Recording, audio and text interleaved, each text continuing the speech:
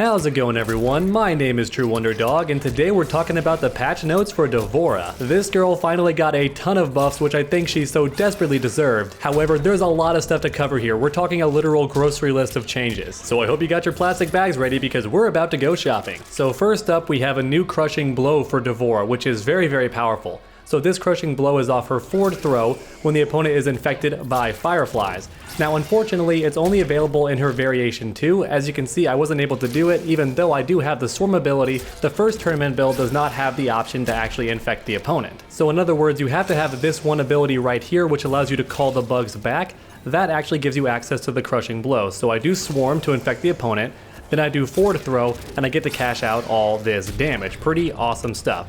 Now this only works on the forward throw, but that kind of gives you a bit of a meta, because the opponent's going to get infected and think for sure you're going for the forward throw, and then nope, you go for the back throw, which is pretty awesome stuff. And to make this Crushing Blow even better, it does do more damage based on how many bugs you have in the opponent. So if I amplify it, I put 5 bugs in the opponent, then go for a forward throw, and look at all this crazy damage I get. Almost 40% for a single Crushing Blow. That is just crazy. Now there is a bit of a downside. If the opponent does break your throw, you actually lose access to all the bugs infected inside the opponent. So even if you take the time to do 5 different combos, never spend any bar on the Swarm, and put 5 bugs in the opponent, if they tech your throw, all the bugs go away and you lose access to that Crushing Blow, and you also don't get to do this other special move which costs 1 bar and calls all the bugs back guaranteed. That does damage as well, and if the opponent techs the throw, you don't get any of that. So it's honestly a pretty big nerf. I don't think it was necessary. I feel like just the Crushing Blow would have been really nice, but just make sure to keep that in mind. If the opponent does guess your throw because you're a bit too predictable,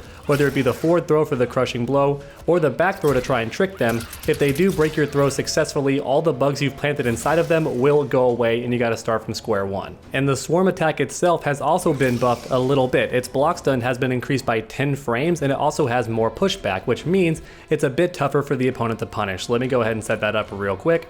So if D'Vorah blocks this, it has tons of pushback and it's only minus 22 on block. Now that is quite substantial, but a lot of normal attacks don't reach far enough to actually hit her, but certain characters like Sub-Zero definitely can punish her pretty easily, characters like Noob Saibot. It's very matchup specific, but as you can see, that pushback does make it a lot better. It's actually minus 14 depending on how you space it, it looks like. So up close it's minus 22, but at max range, it's only minus 14, so even tougher to punish, and look at all that distance. So that means if you space this move out correctly, it's going to be much tougher for the opponent to punish you. And next up we have the Widow's Kiss. This move now starts up in 28 frames instead of 34, so it's slightly faster. It does 50 more damage, so that's also nice, a slight damage buff. And most interesting of all, you can actually hold it down to delay the attack. Now in theory, I can see tons of reasons to do this. You can bait down 2s from opponents. A lot of players, especially in Kombat League at the low levels, love to just mash down 2 whenever possible during a block string. So now you can cancel into this move, disappear, and catch them after they whiff the down 2. However, outside of that, it's not going to be super useful, especially against patient players, but I do like having the option to delay this move just to make it a bit sneakier, and of course the damage buff and speed increase is also very appreciated, especially since this move looks so ridiculously sick. I mean, look at this thing. It's such an awesome animation and very easy to combo after as well, so I really do like the addition of this move being a bit better. And these next 2 changes have to do with the Infested Crushing Blow, quite easily one of D'Vorah's best Crushing Blows, but the first change does fix an issue where the damage no longer carries over to the next round. So before, if the first hit of this move actually killed the opponent, then the damage over time would actually last until the second round and do some minor damage to the opponent, and now that's completely gone to make the move not ridiculous anymore. Technically a nerf, but it was also a bug to begin with, so it was never intended to be in the game. And also this Crushing Blow now does the correct combo damage scaling, so it's no longer inconsistent and now behaves the same as other combo scaling attacks. And next up we have a bunch of changes for some various attack strings and normal moves. So first up, Yellow Jacket now has an adjusted hitbox. So it's just a bit more reliable now. It's not going to whiff quite as often. It makes a bit more sense now in terms of hitboxes. Hitbox changes are always a great thing in Mortal Kombat 11. And then we have Black Widow, which has 3 less hit frames, block frames, and recovery frames when it misses. So hopefully that means it's better all around, like it recovers faster on hit, it recovers faster on block, and it recovers faster on whiff. I'm gonna be honest, I forgot this string even existed just because this other string is so much better for the crushing blow and for punishing in general, since it does switch sides, so great for getting that corner advantage back. I almost never use Black Widow, but now it seems much better, so perhaps it's time to start using that move. And Bug Bash is also much faster now. Instead of 15 frames, it's now 12 frames. That's very, very good. So it's still a fantastic tool in the neutral. Now, unfortunately, it is a high attack, so it's not going to be great for reinforcing a down one in the poke game. It's not good for that, but it's still great for whiff punishing since it is much faster, or just out poking the opponent in general as long as they're standing up in the neutral game. And Assassin Bug also has 7 more frames of hit stun. So if you do land the attack on the opponent, you now have 7 more frames to do stuff against them. So maybe walk forward and do a throw. It still doesn't combo into her ground puddle, unfortunately, but it does still have a few more frames of hit stun, which means tick throw setups are now a bit better. Killer Strike is also slightly faster now, 19 frames instead of 20, and it has 6 more frames of advantage on hit. So once again, very great for tick throws. I think that D'Vorah is meant to be a grappler now, so this move has 6 more frames of hit stun, which means it can be good for enforcing stuff like that. Hit the opponent, move forward a bit, and then go for that throw. Gonna be pretty good for throw setups. Now unfortunately, it's not much faster, only 1 more frame, and this is D'Vorah's fastest mid. It's also a great hit confirm into her combo starters, so it's not very fast unfortunately, but still a pretty good move and slightly better on hit, and a bit faster to make it better in the neutral. And Saifu had a lot of changes, so it's actually 16 frames on that second hit instead of 15, so it's actually 1 frame slower. The first hit is 1 frame faster, second hit is 1 frame slower, and the cancel window occurs 2 frames later, but recovers 3 frames faster, and had its hit region adjusted. So it can cancel a bit easier now, and it's less likely to whiff. So all of these things are very, very good. It recovers 3 frames faster, but cancels 2 frames later into special moves. A bit of an interesting change, but overall just some nice quality of life changes for this move. First hit is 1 frame faster, second hit is 1 frame slower, but had some other buffs to go along with it, and a better hitbox. And Recluse is also faster as well. It's now 18 frames instead of 21, so that's very nice. It also recovers 2 frames faster on block or miss, and its hitbox has been adjusted a little bit. So this move recovers a bit faster on whiff and hit, so that's nice, just a bit faster overall. And it's just got a better hitbox now, so once again, nice quality of life change. And Setsi is now better on block. So on block, this move recovers 4 frames faster and also has more pushback. Its hitbox has been adjusted, and it also recovers 4 frames faster when it misses, so that's interesting. Even if you miss this thing, it recovers 4 frames faster. I gotta get full screen here because this thing has a lot of range. So it recovers 4 frames faster now if it misses. It's actually safe on block as well. It's an overhead, but only -2 on block, so that's really good.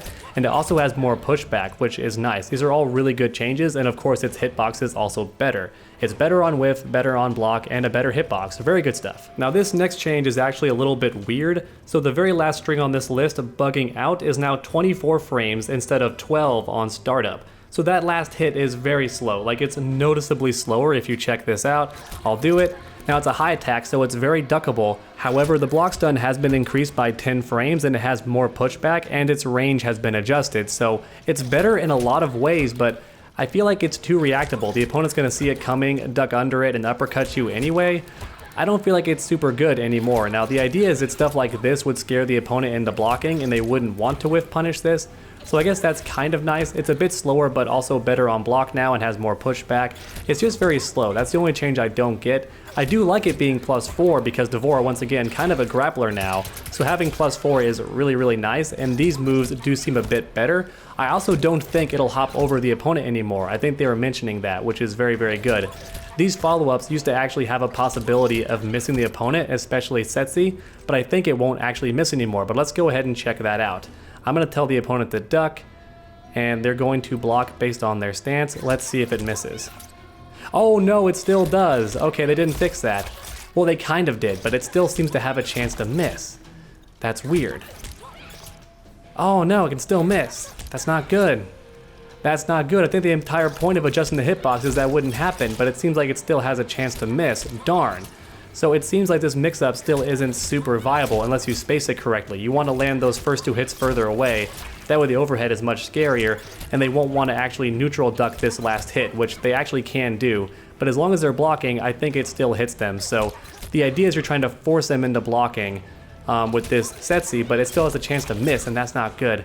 Hopefully that gets fixed a little bit in the near future because I think they were trying to fix that and they just didn't quite do so. And finally, all the follow-ups to Saifu can now happen even on block or if they're whiffed. So in other words, I can finish these strings even if the first 2 attacks miss, which is very, very nice. That's a good quality of life change. I can still do my follow-ups even if I miss the initial attacks. That means the opponent still has to keep blocking unless they go for a whiff punish, and that's really, really nice. So next up, we have some changes to a lot of normal attacks and one attack string in general. So first up, Larva Tarsus is now better in a lot of ways. So for starters, it is now 70 instead of 50, so slightly more damage. Its recovery has been decreased by 2 frames, which is good. The block stun has been increased by 5 frames with more pushback, which is also very good, and the hit frame is adjusted. So that's awesome. So in other words, it recovers faster, but on block, let's see how good this thing is now. I do believe it's actually plus on block. Let's go ahead and check it out. It's +1. That's awesome. Once again, more throw setups, or if you want, you can go for a down 1 because you're technically at advantage, so that's really good.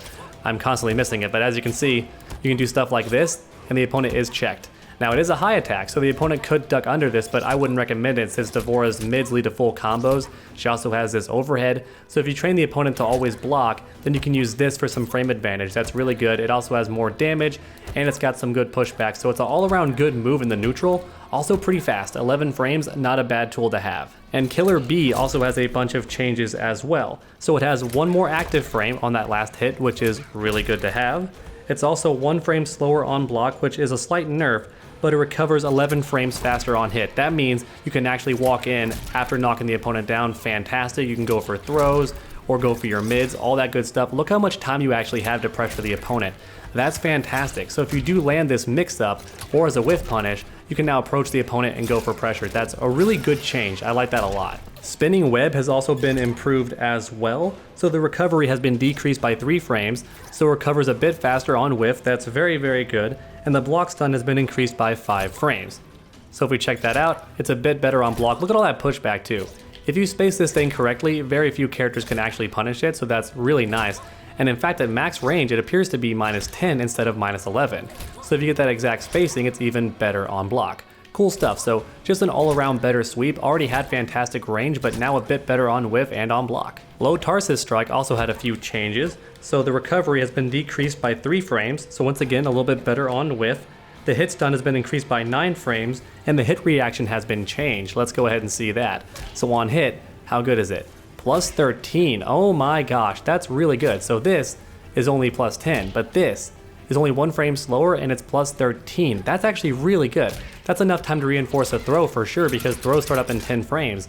That's really good. In fact, you could also go for this in theory. That's 19 frames. That's honestly really, really good for pressure. So when you're playing Devora, you want to land this, not down 1. Down 1 is okay, but landing this and getting +13, subtract 13 from 19, and now you have a 6 frame move the opponent has to respect. That's really, really good. I like that a lot. Now the timing's going to be a bit tricky, but you can now actually reinforce the offense with your forward 2 after landing a down 3. That's really, really nice. That's a nice change. That's honestly going to make Devora's offense so much better. And last but not least, Slight Sting has its recovery decreased by 2 frames. So on whiff, it recovers 2 frames quicker. That's really nice, 24 frames. So a lot of her pokes just got so much better, and that's fantastic.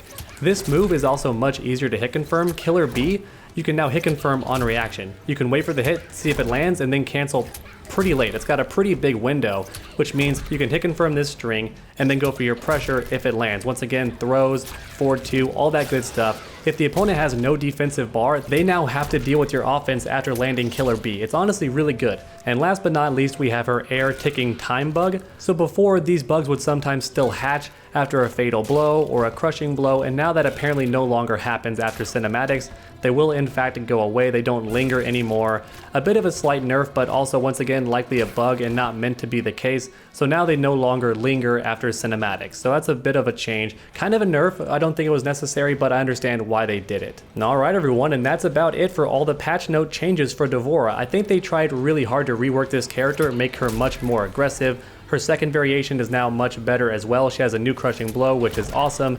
She has more ways to reinforce pressure after her Killer B, and she also has really good pressure after down 3 now. If she lands that, the opponent pretty much has to deal with what she does next because you have so much hit advantage so that's also really good. A lot of her moves have more pushback, which makes her tougher to punish, and her mix-ups got a bit better as well. Unfortunately, this string still has the option to hop over a crouched opponent. I don't think that's intentional, so I hope they try to fix that in the future. That's the only real thing I feel like they didn't do a good job of fixing, but everything else seems pretty good. She's better at offense now, she's slightly faster in many regards, she has more hit confirmable strings, she has amazing frame advantage, and her throws have gotten really good. All in all, she mostly got buffs, and I think she's a much better character now. However, if she will be able to become viable at tournaments, that remains to be seen. However, if she is, I guarantee you Honeybee is going to show us that very, very soon because he loves this character, and I hope these buffs are enough to make him happy, at least for now. But please let me know your thoughts on D'Vorah in the comments section. Do you think these buffs were enough, or do you think she still needs a few more? And also, please leave a like if you enjoyed the video, it really does help my channel out a ton. And finally, why not keep that combo going by subscribing and ringing that bell? That way you never miss a future video. Make sure to come back next time, and as always, stay underdogs.